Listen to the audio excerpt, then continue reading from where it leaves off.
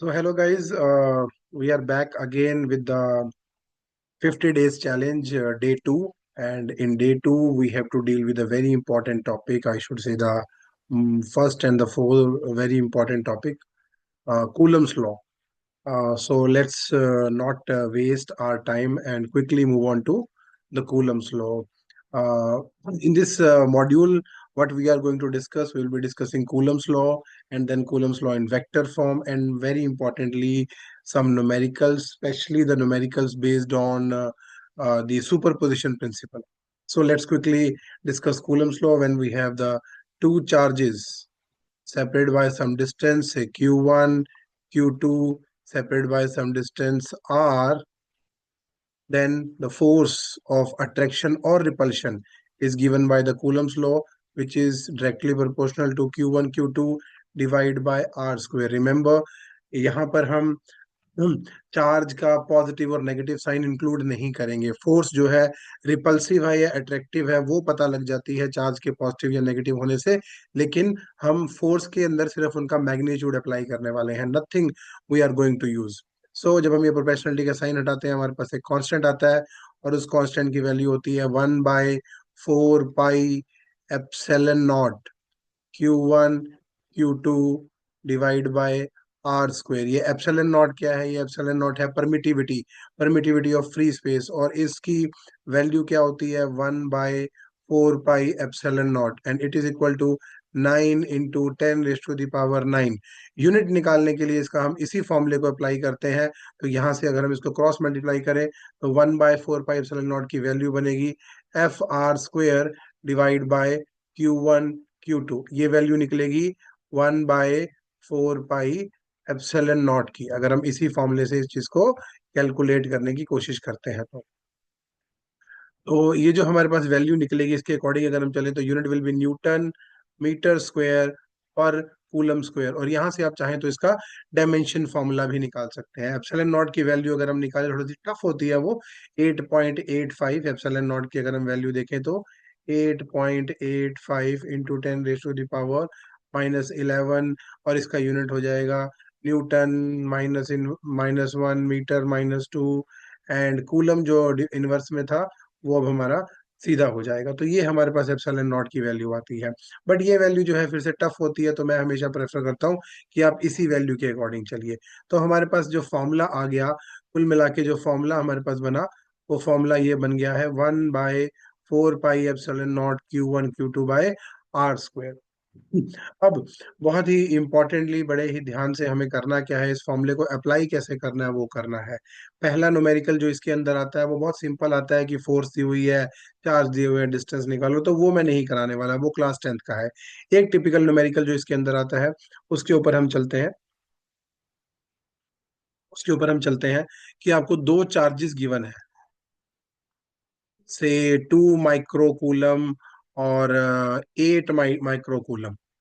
इन दोनों के बीच में एक डिस्टेंस गिवन है 4 सेंटीमीटर।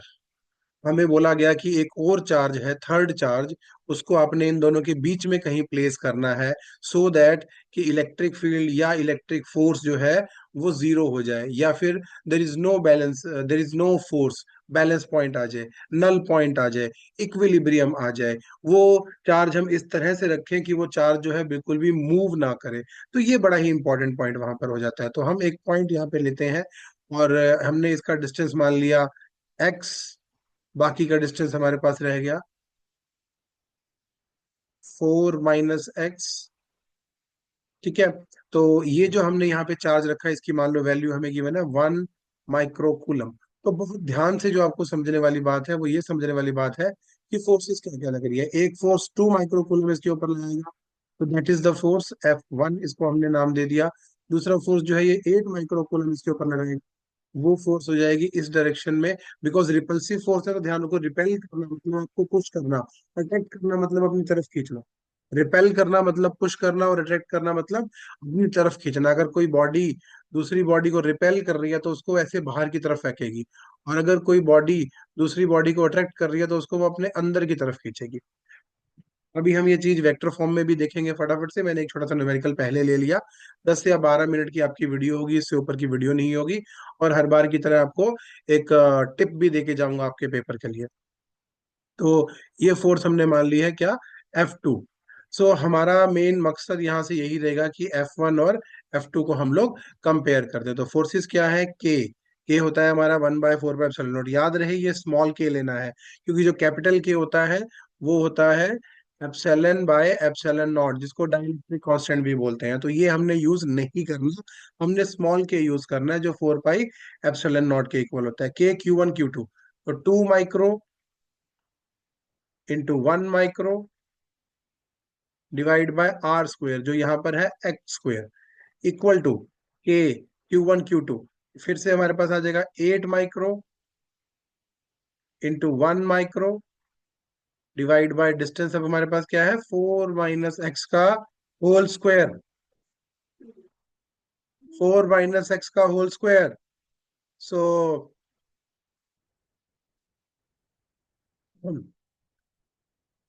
सो इसको हम यहाँ से कट कर देते हैं, ठीक है। और के से के कट हो जाएगा। अच्छा, यहाँ पर एक बड़ा इंपॉर्टेंट पॉइंट ये भी है कि हो सकता है कि आपको ये वाला चार्ज गिवन ही ना होता, 1 माइक्रो कूलम गिवन ही ना होता। अब इस केस में बच्चे कहते हैं सर चार्ज तो गिवन नहीं है, हम कैसे सॉल्व करें। बड़ा इजी था, अगर आपने यहाँ पे इसकी वैल्यू ना भी रखी होती तो भी ये दोनों आपस में कैंसल आउट हो जाते, तो उसकी कोई प्रॉब्लम नहीं है आपके लिए। टू से इसको कट करते हैं तो ये हमारे पास आ जाएगा कितना, 4। और बाकी का हमारे पास क्या बचा है, अब क्रॉस मल्टीप्लाई कर लेते हैं। 4x² is equal to 4 - x का होल स्क्वायर। अब देखो बहुत सिंपल तरीका है इसको सॉल्व करने का, आपने करना कुछ नहीं है, बहुत सिंपल सा है। इसको स्क्वायर रूट कर दो, स्क्वायर रूट करेंगे तो हमारे पास हमारा आंसर आ जाएगा। थोड़ा सा स्पेस बना लूं मैं स्क्रीन के ऊपर,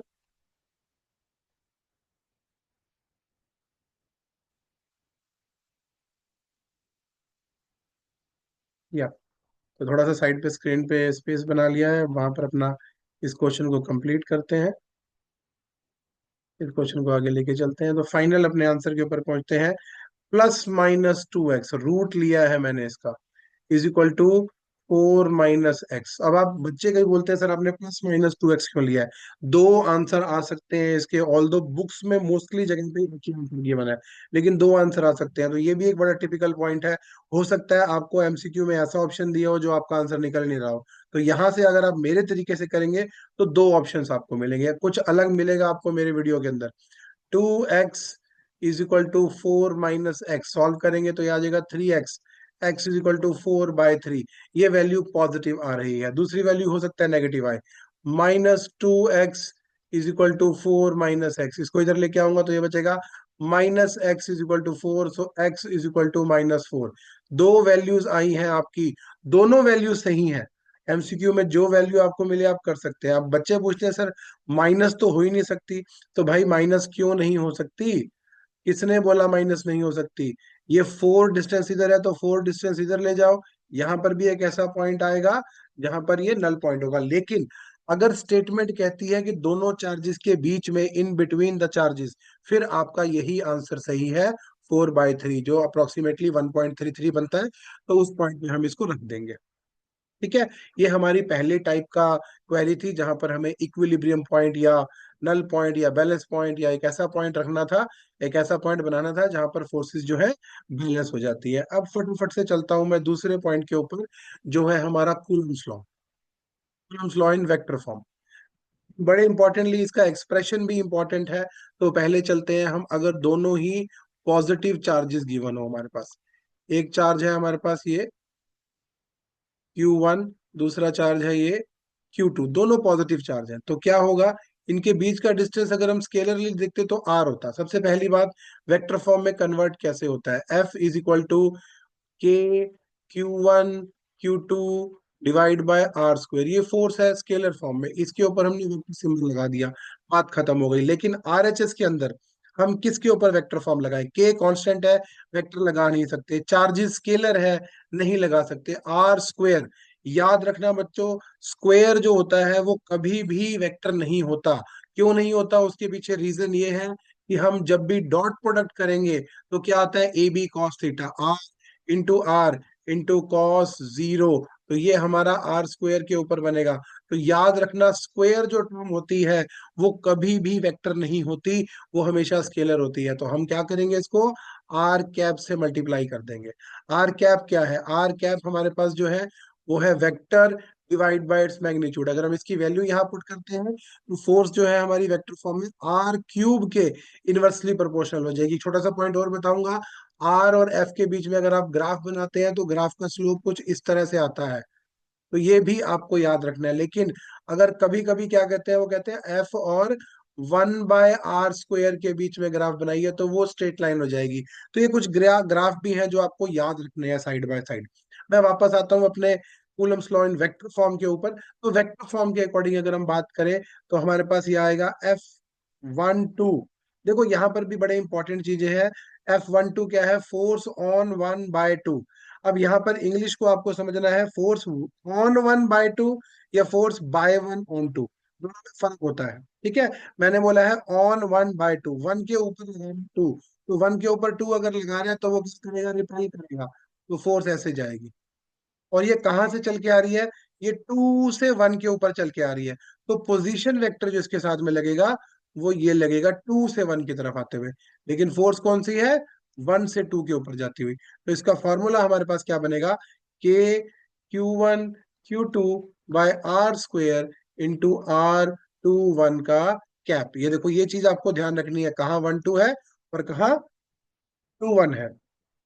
सिमिलरली दूसरे फॉर्मूले के ऊपर आते हैं, F21।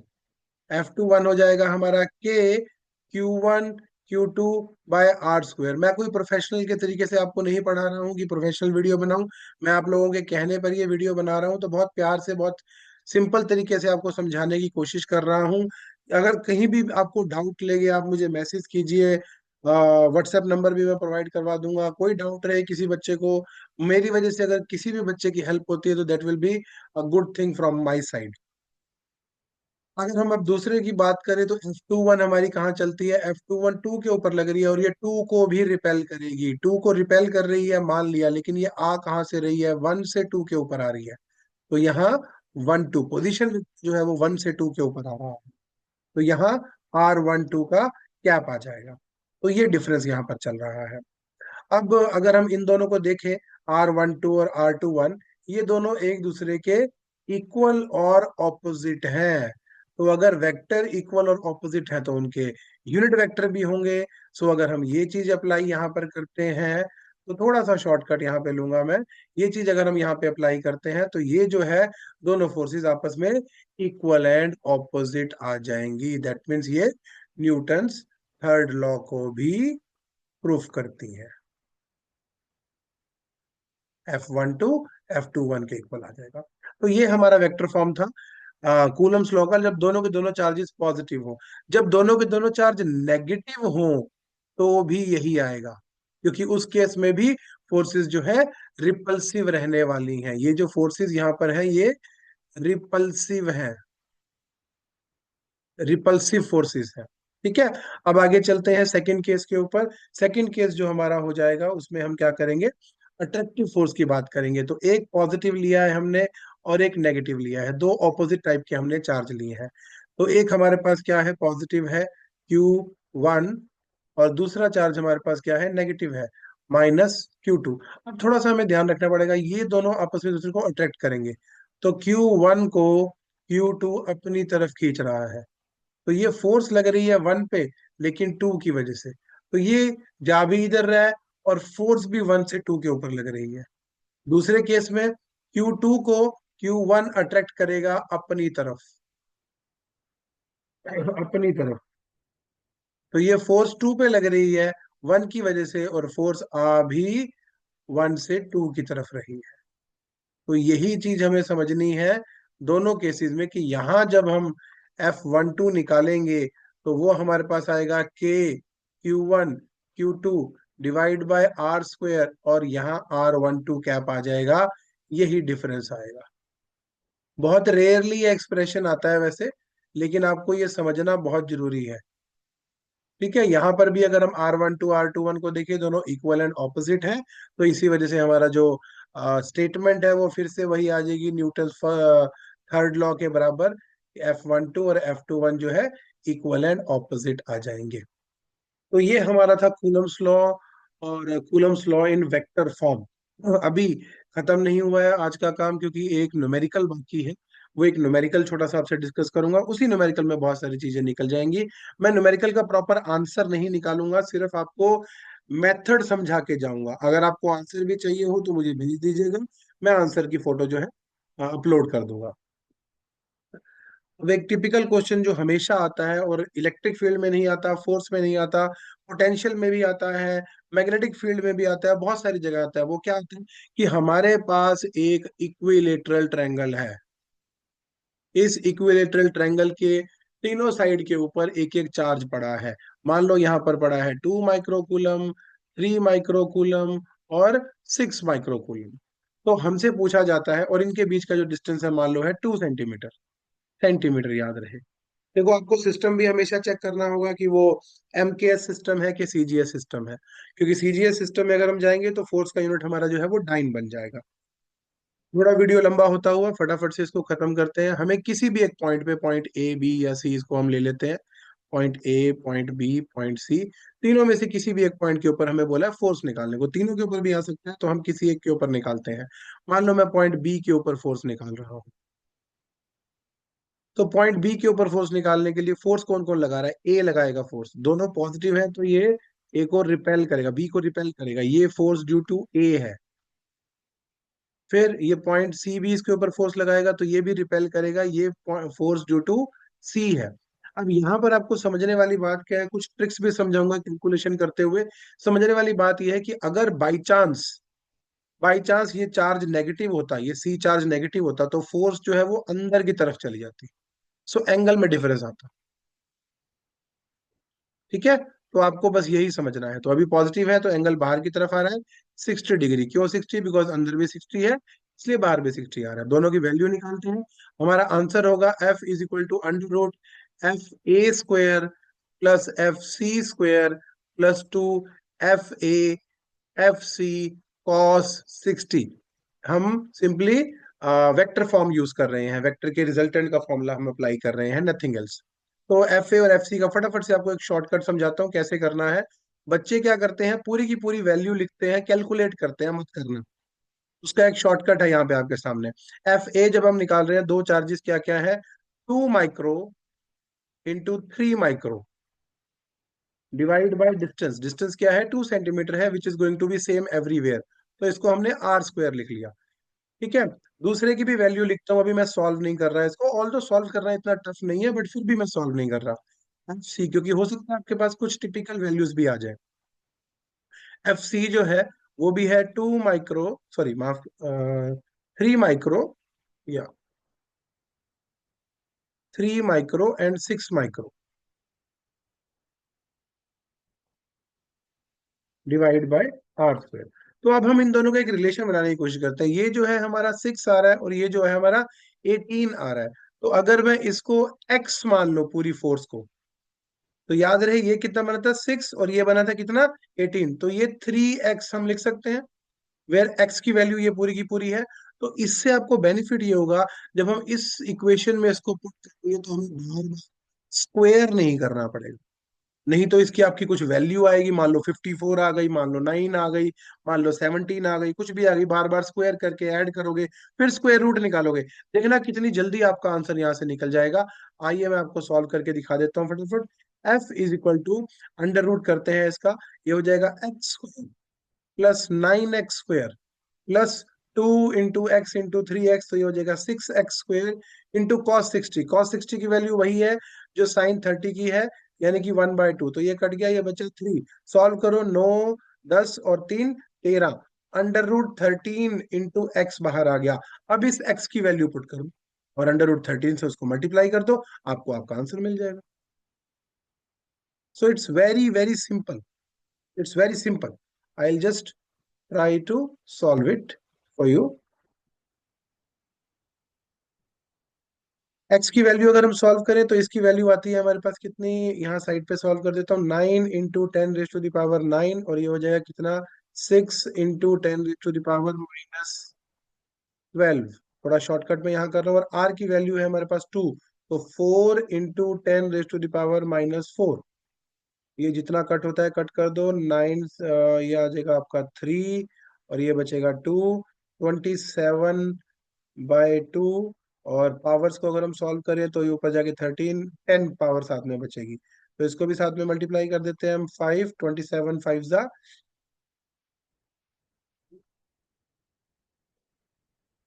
135। ये 135 आपकी वैल्यू आ रही है। 135 को रूट थर्टीन की वैल्यू देखें तो अप्रोक्सीमेटली 3.67 के आसपास आएगी।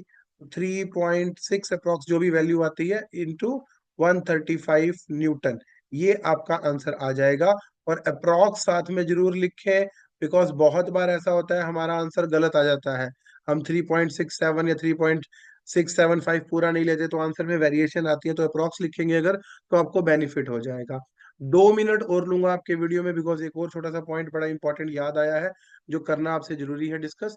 अगर इसी इक्विलेटरल ट्रायंगल के सेंट्रॉइड पे निकालने को आए, क्योंकि इसके दो टाइप के क्वेश्चन है, अगर आप ये समझ लेंगे तो आप ट्रायंगल किसी भी टाइप का हो, चाहे आइसोसेल ट्रायंगल हो चाहे कुछ हो, वो भी कर सकते हैं।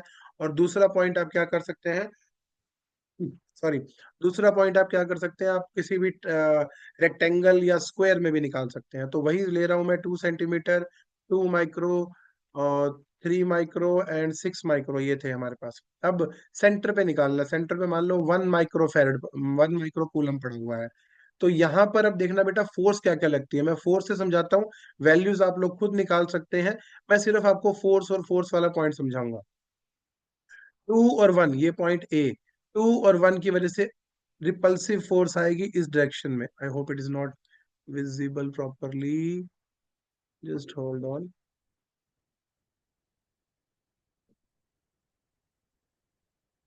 Just hold on, I check. हाँ, yeah this is visible now. ये है हमारी एफ ड्यू टू ए, उसके बाद 3 और 1 के बीच में ये है हमारी F due to B point, this is point B and this is point C. और इन दोनों के बीच में ये हमारी फोर्स आएगी एफ ड्यू टू सी। अब बच्चे बोलते हैं इनको सॉल्व कैसे करें। पहली बात तो इनके बीच में एंगल कितना आएगा, इनके बीच में एंगल बनेगा 120 डिग्री। ठीक है, तो हम क्या करेंगे, एफ सी और एफ बी को सॉल्व करेंगे। एफ सी और एफ बी को सॉल्व करेंगे, that means FB² plus FC² plus 2 FB FC into cos 120। cos 120 की वैल्यू -1/2 होती है, सबको पता है, बहुत अच्छे बच्चे हैं। ये हमारी डायरेक्शन निकलेगी फाइनल, ये हमारी डायरेक्शन निकलेगी फाइनल इसकी, इन दोनों के रिजल्टेंट की। इसको मान लो हमने एफ डैश मान लिया।